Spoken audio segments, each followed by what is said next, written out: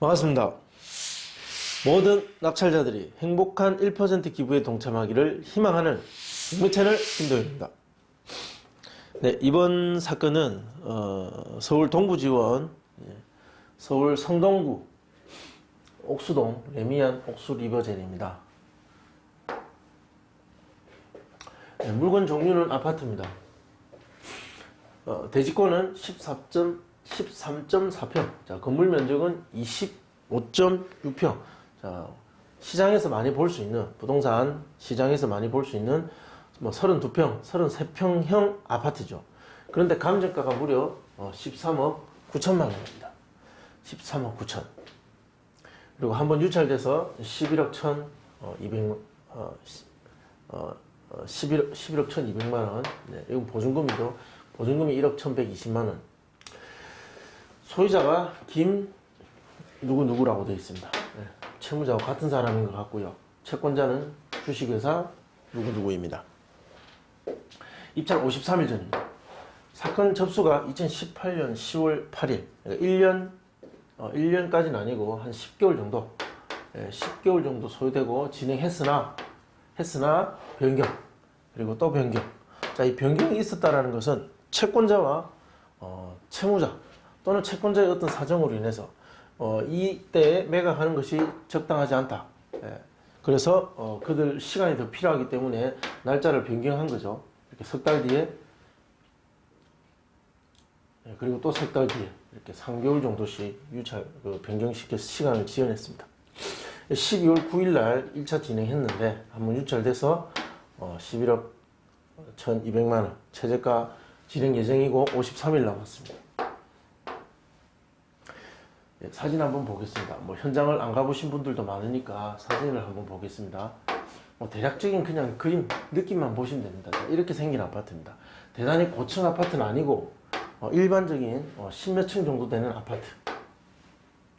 그리고 이것을 개별 어떤 이 세대 출입문인 것 같습니다. 13층이네요. 여기 지금 공동 출입구. 자, 구조는 이렇게 생겼습니다. 건축한 지 그렇게 오래되지 않은 신축처럼 보이는 아파트죠. 주변도 잘 형성되어 있고 편의시설도 많고 주차장도 아주 신축 아파트처럼 깨끗하게 되어 있습니다. 건축된 지 몇 년 되지 않은 것처럼 보입니다. 자, 누가 거주하고 있는가? 자, 이 점은 굉장히 중요합니다.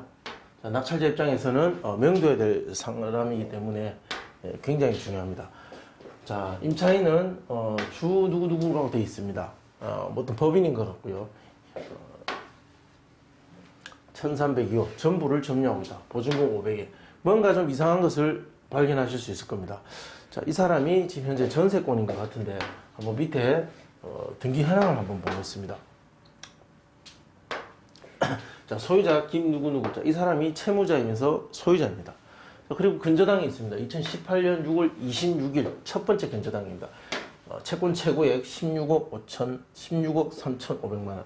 자, 이것이 첫 번째 근저당이고 말소 기준 등기가 됩니다. 자, 그리고 같은 날 전세권이 들어왔습니다. 자, 이 권리자가, 자, 이 사람이, 자, 500만 원 전세권. 누가 봐도 이상하지 않습니까? 이 같은 사람인데, 자, 자, 이렇게 임차인으로 등재되어 있습니다.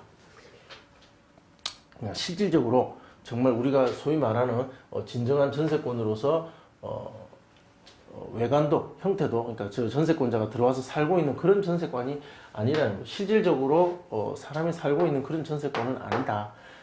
이 채권자가 자신의 필요에 의해서 후순위 전세권을 설정하고 있는 것이지 이것이 진짜로 집을 전세 얻어서 살고 있는 그러한 실질적인 전세권이 아니다. 등기상에서 어떤 필요한 어떤 목적을 달성하기 위해서 설정한 전세권이다. 그래서 경매 진행하는 과정에 있어서는 이렇게 전세권으로 기재되어 있지만 실제 낙찰받고 명도하러 가면 이 법인이 있는 것이 아니다. 매각 물건 명세서 보면 거기에 대한 설명이 나와 있을 가능성이 높습니다. 자, 보시면, 자, 일단 매각 물건 명세서에 이 전세권에 대한 내용이 설명이 있는데 이것이 무엇이냐에 대한 내용은 아직 여기는 설명이 없습니다. 자, 여기 없으면 현황 조사서에 있겠죠. 현황 조사서에 보면 자, 이렇게 본권 부동산에 점유하고 있다, 사용하고 있다는 소유자의 처에게 물어보니까 자신의 가족들이 전부 점유하고 있다라고 진술했다. 그리고 소유자 가족만 전입되어 있더라. 자, 그런 내용이 기재되어 있습니다. 자, 제가 준비한 자료 한번 보겠습니다. 자, 낙찰받으면 인수하게 될 부담, 매수인이 인수하게 될 부담은 무엇인가? 자, 등기상 보셨지만 근저당 그리고 전세권, 자, 이것들은 첫 번째 근저당이 있고,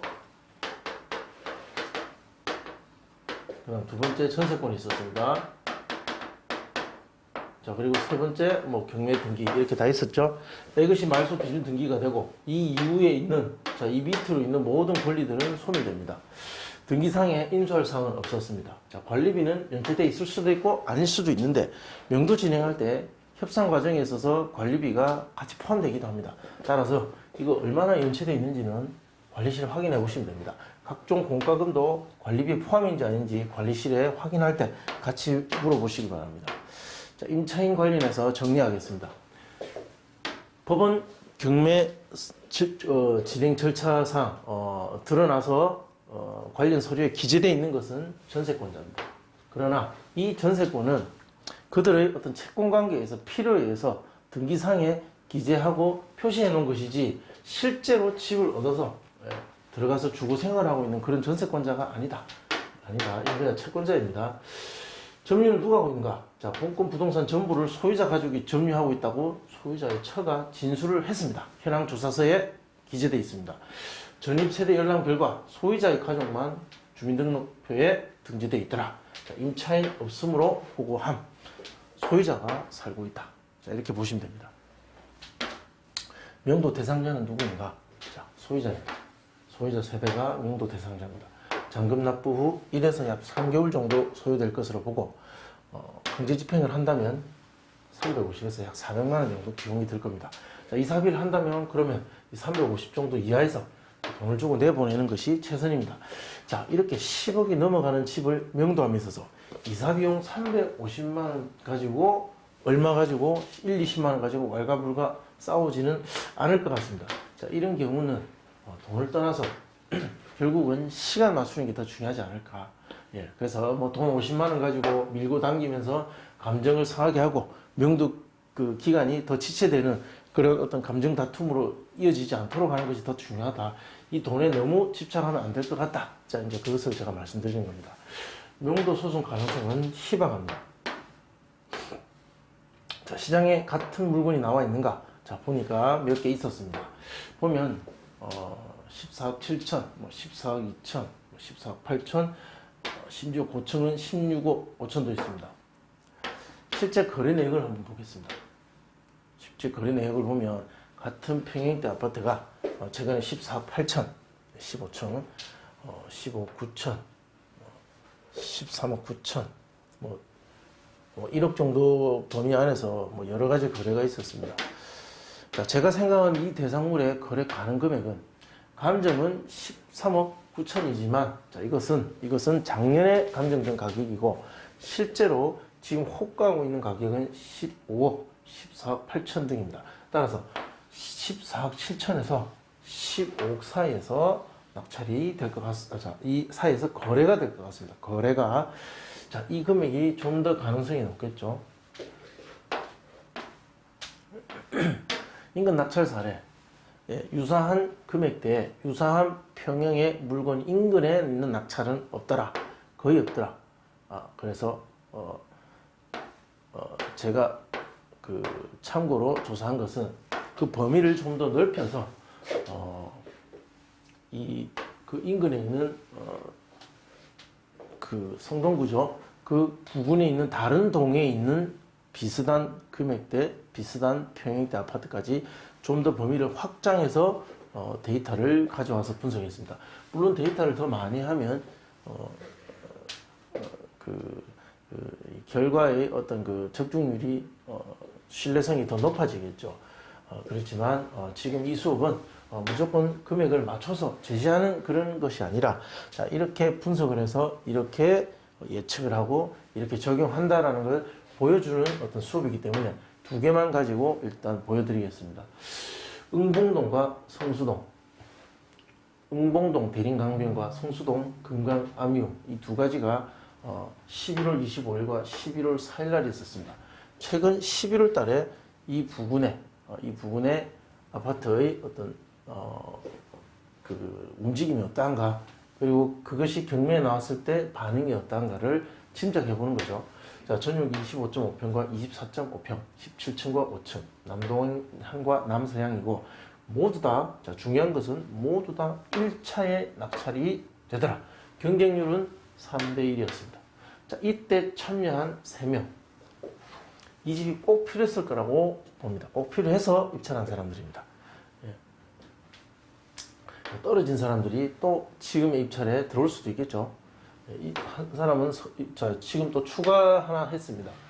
보통 여기까지 제가 해서 예측을 했는데 이 물건을 관심을 가지는 지역의 범위가 어디인가, 자, 그것도 예측해 볼 필요가 있습니다.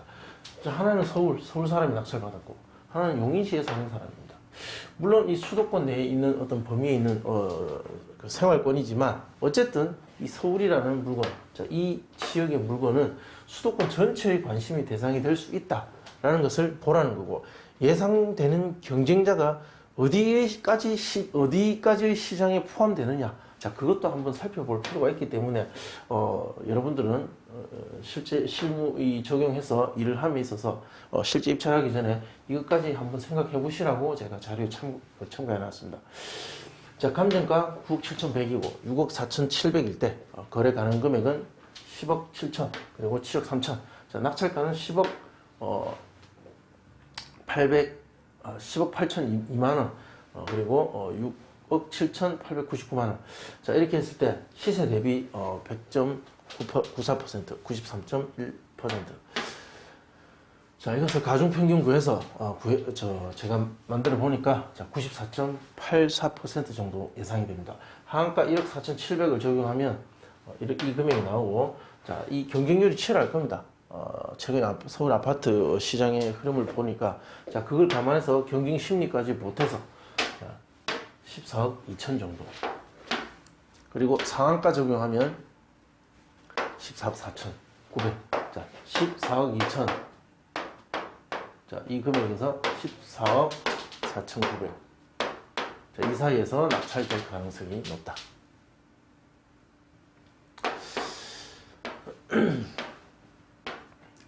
대략적인 비용 계산해 보면, 자, 중간 가격이 저는 14억 3천을 일단 적용해 보겠습니다. 취득세, 자, 국민주택 채권, 등기비용, 자, 이렇게 들고 이사 비용, 그 강제집행 비용의 한 가격 정도 적용했습니다. 자, 이렇게 하니까 14억 8천 정도 금액이 되더라. 자, 이렇게 정리가 될 겁니다. 만약에 이게 성수동이다, 성수동이다. 이게 옥수동이죠. 자, 옥수동 물건입니다. 옥수동에 있는 물건인데 옥수동에 낙찰된 유사한 아파트가 없다. 자, 그러면 옥수동에만 꼭 살아야 되겠다, 그 동이 아니면 안 되겠다는 사람은 어쩔 수 없지만, 대부분의 사람들은 옥수동이 아니면 그 옆에 있는 이웃동이라도 금액과 주거 환경이 유사한 아파트로 찾아서 그 부근에서 집을 찾게 됩니다. 아파트 경매도 마찬가지입니다. 따라서 꼭 그 인근에 있는 같은 동이 아닌 다른 동까지 주거 환경이 비슷한 물건이 있다면 좀 더 확장해서, 범위를 확장해서 표본을 가져와서, 사례를 가져와서 분석할 수도 있다. 자, 그것을 보여드렸습니다. 자, 시청해 주셔서 고맙습니다. 궁금하신 내용은 댓글로 남겨주시면 답변해 드리겠습니다. 감사합니다.